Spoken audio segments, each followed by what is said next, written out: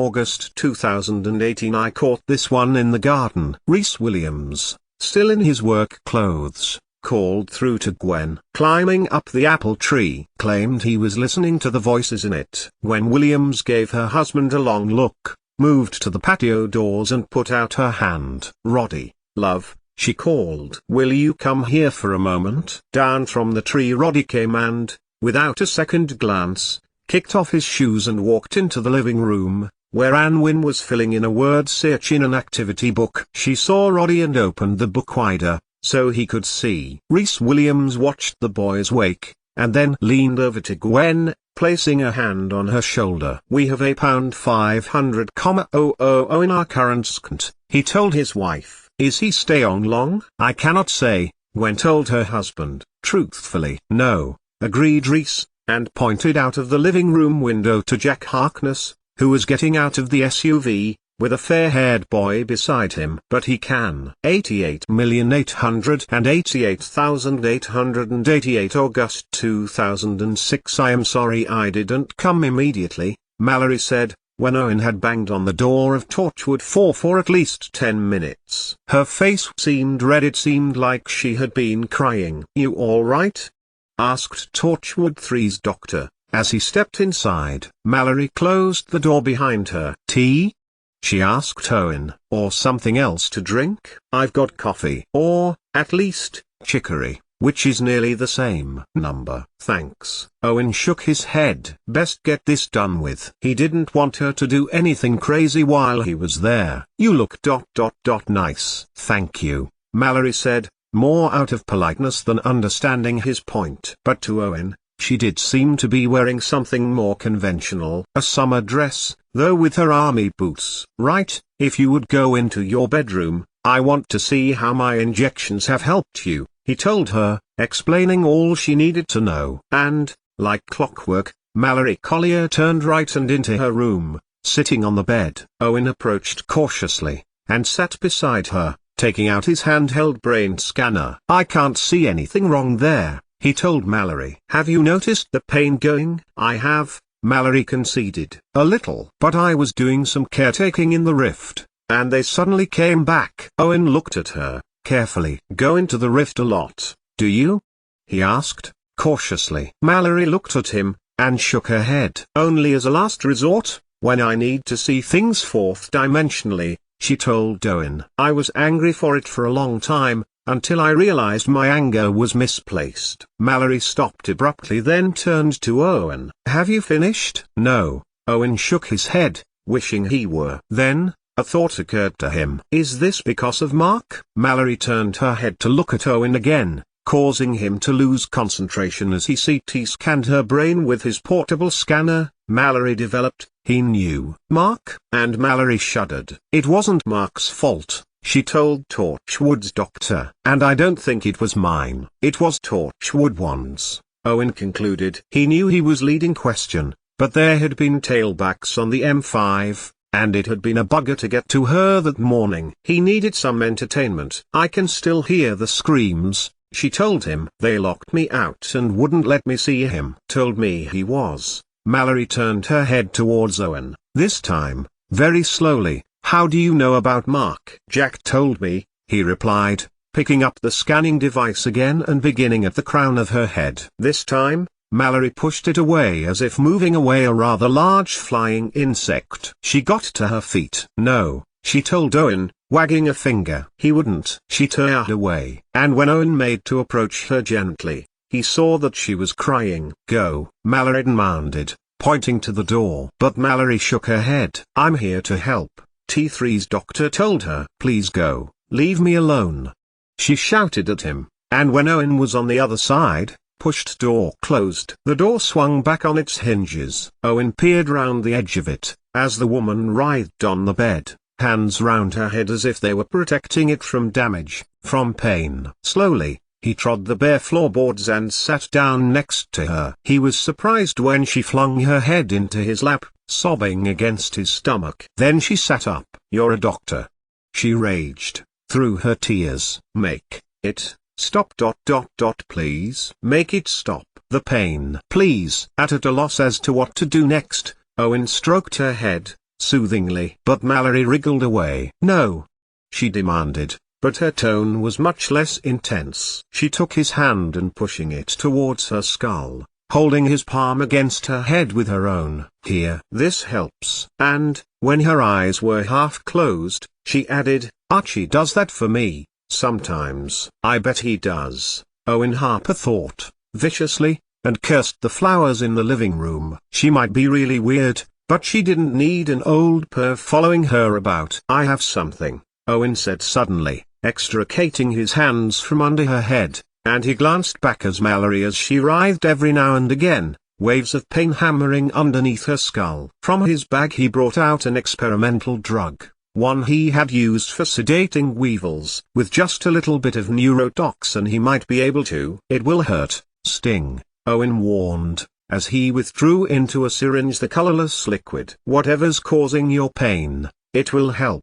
"A neuroblocker?" Mallory guessed, looking at Owen from between strands of her own messed up hair. "After a fashion. I synthesized it myself," Owen told her, bragging somewhat. "It's not what you would call trialed." He felt silent, and when Mallory did not reply, he added, to fill the awkward silence, "You have to consent to this, Mallory." "Yes," she gasped, before gripping her head again. Then, she began to pull at her tunic top. Nah, Owen protested hastily. "Leave your clothes on. Just get comfortable." He watched Mallory let go of the hem of her top, and instead, fanned the air between them. "So hot," she murmured, and then saw Owen's outstretched hand, and took it. He took her over to what looked like a very old high-back chair. Not old as in worn. Old furniture in Mallory's room looked new, but old, as in it had been bought in about 1952 and had never seen the ravages of time. "Come and sit here," Owen instructed, and when she sat down, he smoothed her hair from her face, dabbing her pale brow with a sterilizing wipe. "It will make you sleepy. It might help with your feeling hot." "I have only ever tested it once before," Owen admitted, prepping the syringe. Then he looked past it and into Mallory's dark blue eyes. "Did it work?" Mallory asked. "It worked," Owen nodded. "But then it got out of its cage and fell asleep on the grass outside. A fox ate it, so I never could determine its efficacy." Mallory smiled, which disconcerted Owen for a moment. What did it mean? Was it a scent? Was it amusement? "Good to go?" he asked. "Yes," she managed, through clenched jaw. "Do it." But just as Owen was about to depress the plunger, Mallory grabbed his wrist. "This will make me sleepy?" "Yes," he agreed. Then, Mallory continued, as another wave of excruciating pain pressed into her brain, "Will you stay with me?" she asked, her eyes beseeching, begging. "Just until I wake up?" Owen nodded. "I'll stay," he agreed, then gave his full attention to her head, feeling her forehead for muscles and sinews. Finding the place just behind the ear, Owen parted her hair, asking Mallory to hold it out of the way. Then hesitated. One shot of this and the weevil calmed down all right. He calmed down out of existence. But that was then, Owen Harper told himself. "I know what I did wrong last time." He pressed down. There was a mild stinging, but nothing as bad as the injections he had given to her when they all visited, Mallory decided. And there it was. Later, as Owen was driving south, past Tewkesbury Endon, to the M50 and into Wales, he would remember her look, bright, alive, with as much spark as any normal woman as her eyes lighted up. It was hope, Owen told himself. Help that this would help her agony. 88,888,888. It was almost morning when Mallory awoke. She slept in her clothes, a still sleep, unmoving, as if sedated, as Owen sat next to her, eating an apple and reading Q magazine. Once or twice she flinched, disturbing him from an article about Ed Sheeran or the darkness, and he had looked down, giving a double take as he made out the shape of her breasts in the dawn light. She was cold, Owen told himself, and drew the blanket from the bottom of her bed over her as his cerebellum reminded him of what her breasts looked like from when she had pulled off her tartan shirt the first day they had arrived. They were just right, not too big or small, shapely, large nipples, big, cherry-like points ... firm tissue ... no bra ...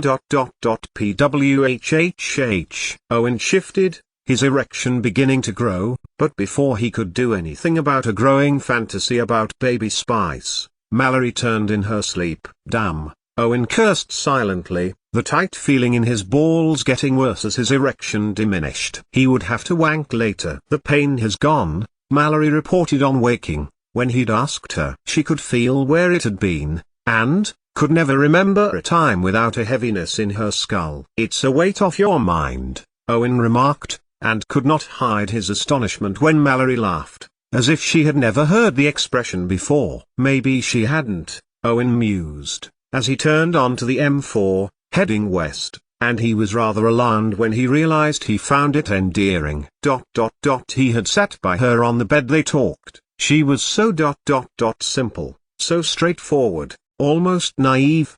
His usual lines and moves did not work. He had touched her hand. Here, she had said, and Owen was surprised when he did not mind pressing down on her head. How long will it last? She asked, suddenly. I'll come back. Report any side effects, Mallory. 88,888,888 and so. When asked, within minutes of Owen walking back through the door, I won't need to see her again, Owen replied non-committally, glancing at Tosh and Ianto, giving them a nod as he walked by, thrusting his medical bag down towards the medic bay. I have to see if she's well. Other than that, he nodded towards the Sontaran. A lot of good quality parts that could be exploited. They would go to Mallory, would they not? She was the expert in most things. In all things technical, he had to admit. Jack? He asked. Ianto shook his head. Gone out to see a man about a time agent wrist strap. He watched Ianto give Tosh a long look, before getting to her feet. What? Asked Owen, flinging his arm to his side. It was about Mallory. He could sense it. I found something out about her, said Ianto. Tosh and I, he added, as Toshiko Sato blushed. It's about Mark. Mark? Asked Gwen. Her husband. He was why they started with the Cyberman program. Because of Mallory? Why? Gwen took a few steps to Tosh, glancing at the top page. Though Tosh did not move, she did tilt the pages towards her chest. What have you got there? She asked. Tosh cast a guilty look towards Ianto. Mark was a drone, he told them. Set by T1 when they began their morally dubious genetic engineering program. Drone? Owen tilted his head, intrigued. Sent to mate with the queen, and ultimately die, if it's bees, Ianto told him, or in Mark's case, to entice Mallory to base. He glanced at Tosh. He got too close to the rift. Got sick. Mallory was beside herself when Mark got sick. Gwen remembered Jack saying, then glanced at Ianto. They set him to get her. Ren, Ianto said, simply, weapons-ready engineering should never have been let out. And yet Roderick and she formed a connection, and he took her somewhere safe, away from Torchwood 1, away from Unit, for whom she was originally bred. And the worst thing ... the worst thing, he repeated, slamming his fist into his head. Ianto? He turned a tortured face to Gwen. Tosh, it seemed by the shock on her face, already knew. It was me. I engineered him. I sent him to Mallory's university. I introduced her to Mark. But she said that she didn't know you,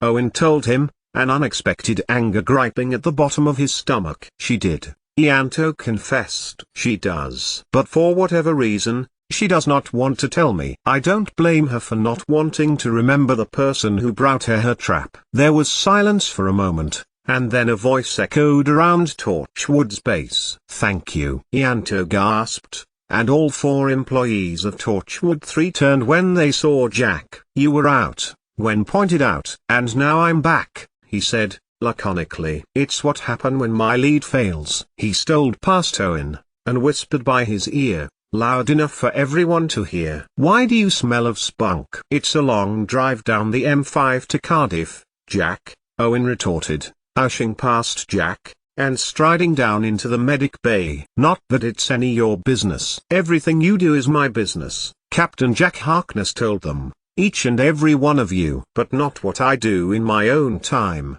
Owen grumbled back. Jack, leaning over the railings and watching Torchwood 3's doctor begin the extraction process of the bodily fluids of the Sontaran, paid close interest. Jack murmured, disapprovingly. "Just wind it up fast, give her what she needs," and he swung around as Tosh, who had returned back to Sophie, indicated he needed to come up, and fast. "Owen, you're needed," Jack told him, and nodded to Gwen and Ianto. "We have reports of an aircraft landing at Cardiff Airfield, with a license number dated 60 years ago.